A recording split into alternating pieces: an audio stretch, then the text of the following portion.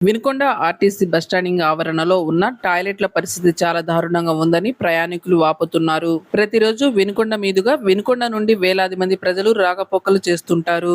ఉద్యోగాలకు వెళ్లేవారు, చదువుల కోసం వెళ్లే విద్యార్థులు, వ్యాపారస్తులు, గ్రామాల నుండి పట్టణానికి వచ్చే మహిళలు, వృద్ధులు బస్టాండింగ్ ను ఆశ్రయిస్తుంటారు.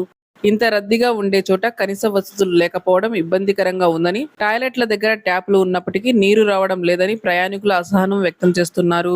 కొందరు బకెట్లతో నీళ్లు మోసుకొని వెళ్లి ఉపయోగించుకోవాల్సిన పరిస్థితి ఏర్పడిందని చెబుతున్నారు. నీటి ట్యాంక్ సామర్థ్యం చాలా తక్కువగా ఉండడం వల్ల ప్రధాన సమస్యగా కనిపిస్తుందని, ఉన్న కొద్దిపాటి నీళ్లు కూడా త్వరగా అయిపోతున్నాయని, ట్యాంకులు ఖాళీ అయిన తర్వాత సమయానికి నింపడం లేదని ప్రయాణికులు ఆరోపిస్తున్నారు. అధికారులు నిర్లక్ష్యంగా వ్యవహరిస్తున్నారని ప్రయాణికులు ఆగ్రహం వ్యక్తం చేస్తున్నారు.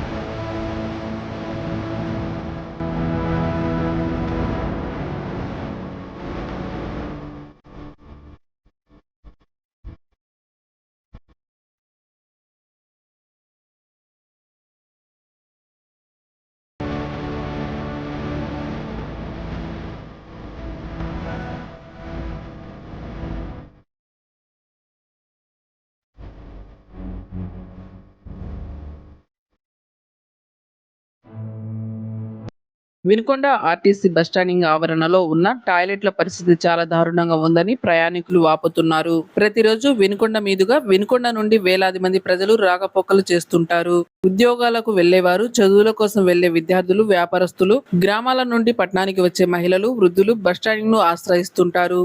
ఇంత రద్దీగా ఉండే చోట కనీస వసతులు లేకపోవడం ఇబ్బందికరంగా ఉందని, టాయిలెట్ల దగ్గర ట్యాప్లు ఉన్నప్పటికీ నీరు రావడం లేదని ప్రయాణికులు అసహనం వ్యక్తం చేస్తున్నారు. కొందరు బకెట్లతో నీళ్లు మోసుకొని వెళ్లి ఉపయోగించుకోవాల్సిన పరిస్థితి ఏర్పడిందని చెబుతున్నారు. నీటి ట్యాంక్ సామర్థ్యం చాలా తక్కువగా ఉండడం వల్ల ప్రధాన సమస్యగా కనిపిస్తుందని, ఉన్న కొద్దిపాటి నీళ్లు కూడా త్వరగా అయిపోతున్నాయని, ట్యాంకులు ఖాళీ అయిన తర్వాత సమయానికి నింపడం లేదని ప్రయాణికులు ఆరోపిస్తున్నారు. అధికారులు నిర్లక్ష్యంగా వ్యవహరిస్తున్నారని ప్రయాణికులు ఆగ్రహం వ్యక్తం చేస్తున్నారు.